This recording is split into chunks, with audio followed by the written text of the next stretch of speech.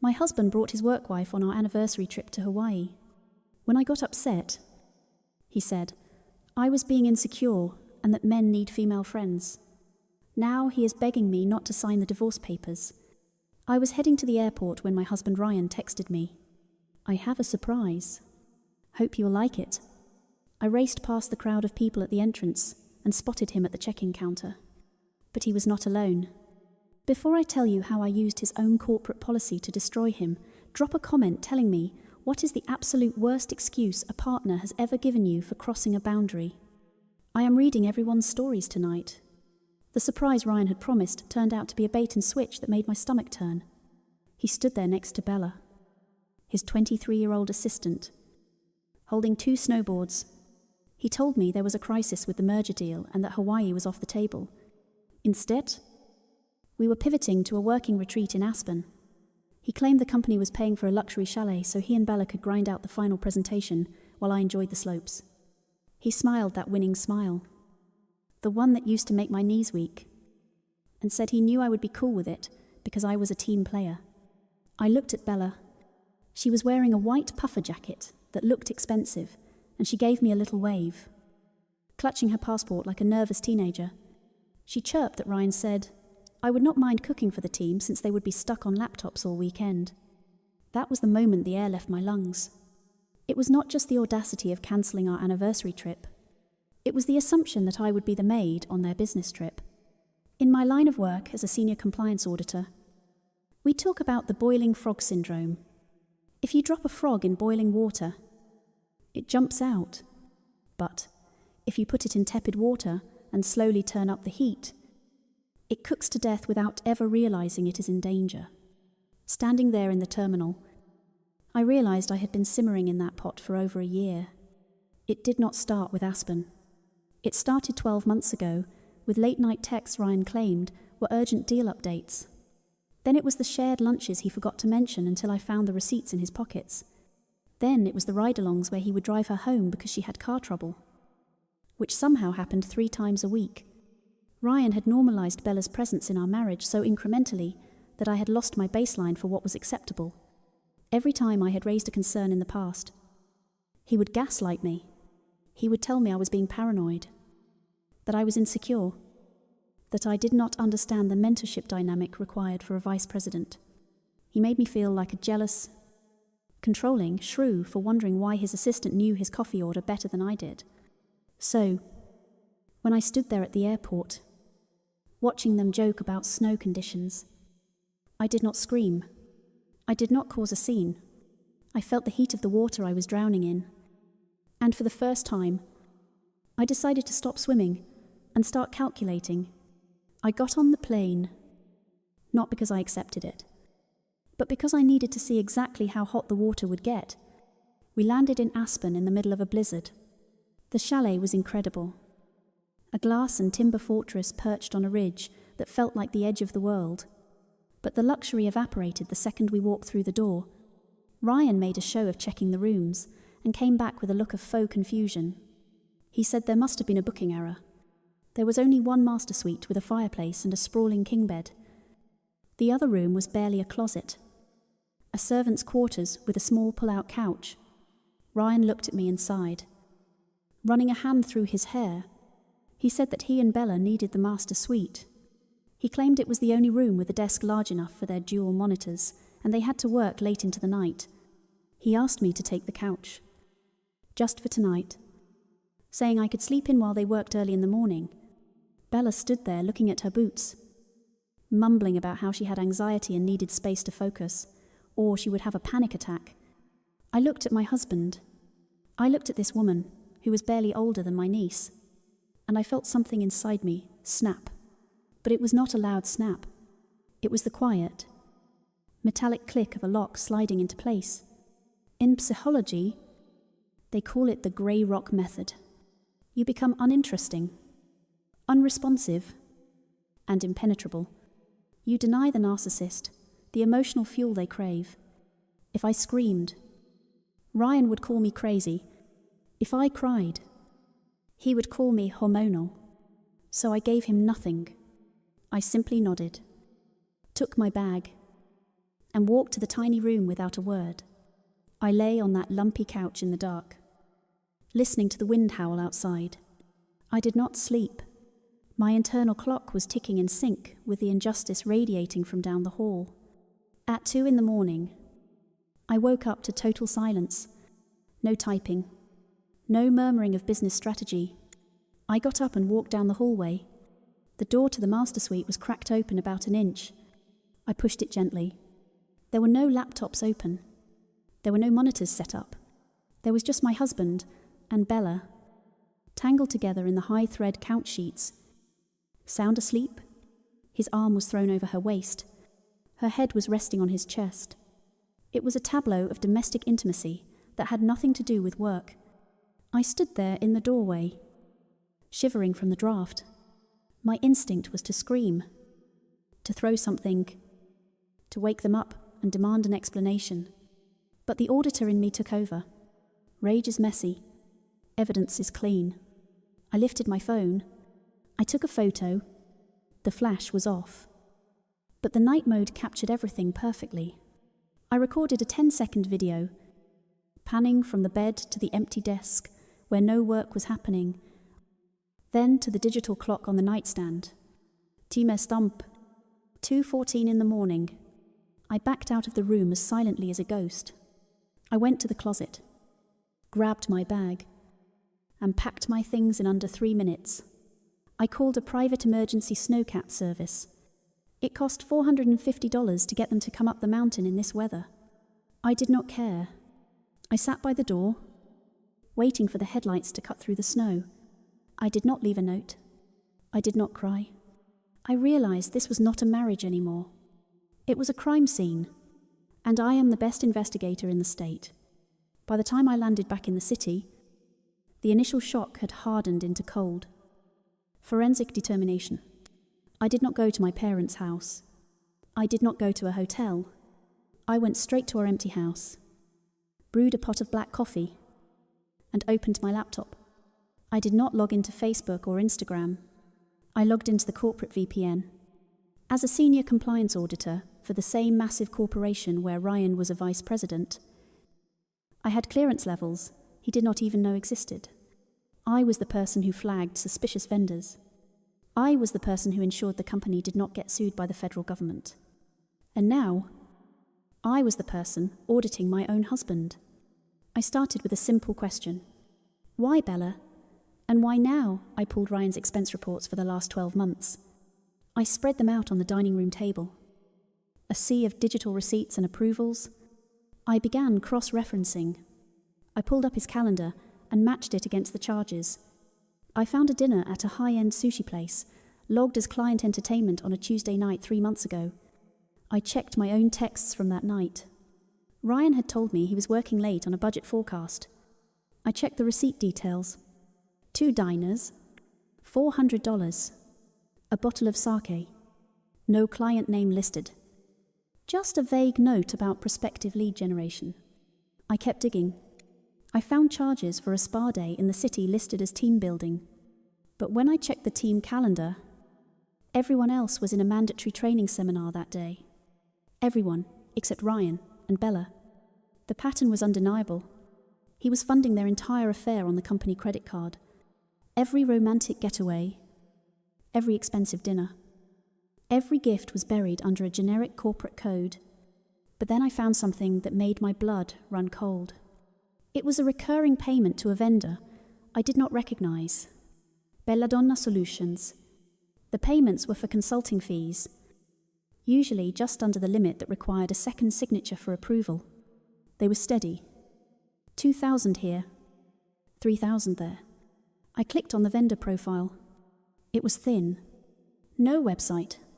No tax identification number history beyond 6 months ago. I ran a search on the registered address. My heart hammered against my ribs as the map loaded. The address for Belladonna Solutions was an apartment complex on the east side. I cross-referenced it with the employee personnel file for Bella. It was a match. It was her apartment. I sat back in my chair, the glow of the screen illuminating the dark kitchen. This was not just adultery. Adultery gets you divorced. This was embezzlement. This was fraud. This was creating a shell company to funnel corporate cash to a mistress. I looked at the total for the last 6 months. It was staggering. I felt a strange sense of calm wash over me. The pain of the betrayal was still there, but it was being buried under the weight of the evidence. I was not just a scorned wife anymore. I was a prosecutor building a case. Ryan returned from Aspen 2 days later. He walked into the house expecting a fight, expecting tears, expecting me to be the emotional wreck he could manipulate. He did not know I had spent 48 hours building a dossier that would end his life. He started attacking me the moment he saw me. He asked how I could abandon him there. He said I had embarrassed him in front of a junior employee who looked up to me. He told me I was unprofessional and manic.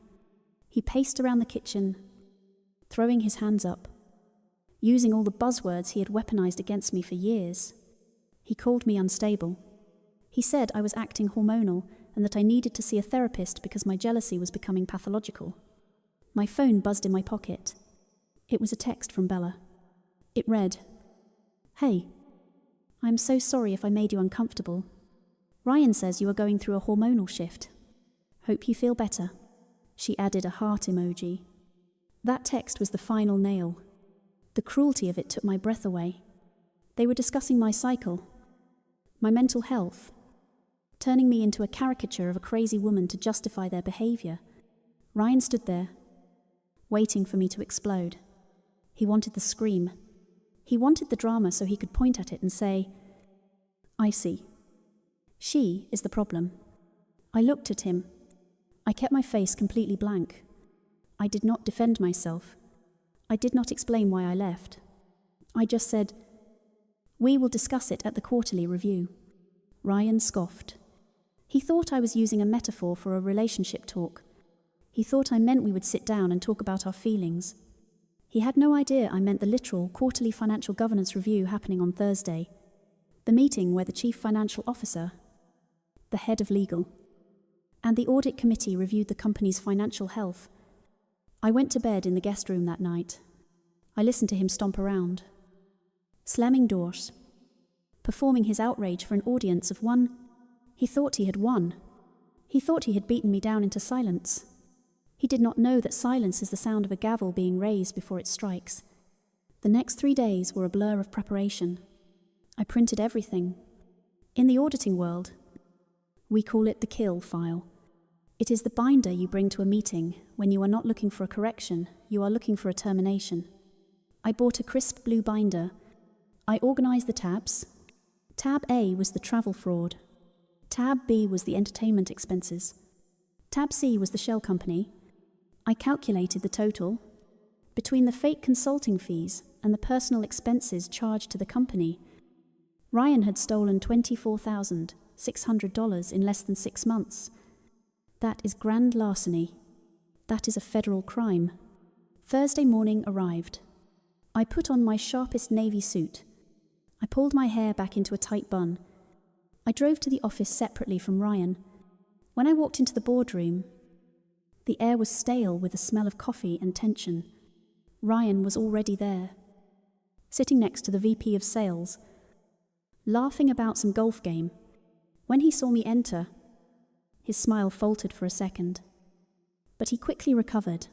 He winked at me, a smug, arrogant wink that said, "Remember your place." Marcus, our chief financial officer, called the meeting to order. Marcus was a man who loved 2 things, policy and profit. He had 0 tolerance for incompetence and even less for theft. We went through the standard agenda items: revenu projection, budget variances, operational risks. Ryan presented his numbers, confident and charismatic, charming the room. Then Marcus looked at me. He asked if there were any compliance issues to report from the audit team. The room went quiet. This was usually the boring part of the meeting, where we discussed minor policy updates. I stood up. I did not look at Ryan. I looked directly at Marcus. I said, "Actually, yes. I would like to draw attention to vendor ID 90210. Belladonna Solutions. And the cross-reference travel logs for the Vice President of Business Development. I slid the blue binder across the mahogany table. It spun perfectly, coming to a stop right in front of Marcus. Ryan looked confused. He frowned. Leaning forward, he still did not get it. I picked up the remote for the projector. I said, "As you can see, the off-site strategy meeting billed for $8,000 involved zero strategy." I clicked the button. The photo of Ryan and Bella tangled in the sheets at the Aspen Chalet filled the 60-inch screen on the wall. The room gasped. It was a collective intake of breath that sucked the oxygen out of the air. Ryan's face went white. All the blood drained from his skin, leaving him looking like a wax figure. He scrambled to stand up, knocking his chair over. He stammered, saying, "Wait. This is personal. This is a misunderstanding." I clicked the button again. The screen changed to a spreadsheet. It showed the payments to Belladonna Solutions next to Bella's payroll address. I spoke clearly, my voice steady and cold. I said, "This is not personal. This is $24,600 of embezzled company funds funneled through a shell vendor registered to a subordinate employee. This is a violation of the Sarbanes-Oxley Act and a direct breach of fiduciary duty." Marcus did not look at the screen anymore. He was reading the binder. He flipped through the pages, his face turning a shade of purple I had never seen before. He looked up at Ryan. The silence stretched for 10 seconds, heavy and suffocating. Marcus pointed to the door. He did not scream. He just said, "Security. Now." 2 guards stepped in. Ryan looked at me, his eyes wide with panic and betrayal. He mouthed my name. I did not blink. I watched them escort him out of the room. He was not my husband in that moment. He was just a liability I had removed from the balance sheet. The fallout was swift and absolute. Ryan was fired before the end of the day. The legal department filed charges immediately to recover the funds, which meant the police were involved. Bella was terminated for conflict of interest and participation in fraud. She tried to claim she was a victim, but the fake invoices with her signature on them told a different story. The divorce proceeding was the fastest negotiation in history. Ryan needed cash to pay for his criminal defense lawyer. I leveraged the criminal charges to my advantage. I told his lawyer that if they wanted to fight me on assets, I would make sure the district attorney received every single unredacted email from my discovery file. They folded instantly. I got the house. I kept my retirement. I got full custody of the dog. Ryan got nothing but a court date and a reputation that was incinerated. 6 months later, I sat in my living room. It was quiet. The house was clean. There were no piles of snowboards by the door. No ego filling up the space. I opened my laptop and found the spreadsheet titled Ryan Audit. I stared at the rows and columns of data that had defined my life for the darkest weeks of my year. I highlighted the cells. I hit delete. The screen went blank. A clean white slate. I walked over to the windowsill. I had bought a small jade plant the day the divorce was finalized. It was thriving in the sunlight. I poured a little water into the pot, watching the soil darken. I used to think love was about endurance. I thought being a good wife meant tolerating discomfort to keep the peace. Now I know that self-love is about compliance. It is about strict adherence to your own boundaries. It is about auditing the people in your life and having the courage to cut the losses when the numbers do not add up. Ryan tried to call me once from a blocked number. I did not answer. I did not block it. I just let it ring until it stopped. Enjoying the sound of silence that followed, I kept digging.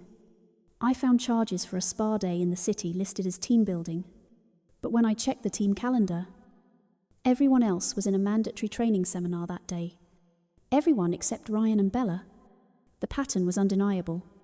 He was funding their entire affair on the company credit card. Every romantic getaway, every expensive dinner, every gift was buried under a generic corporate code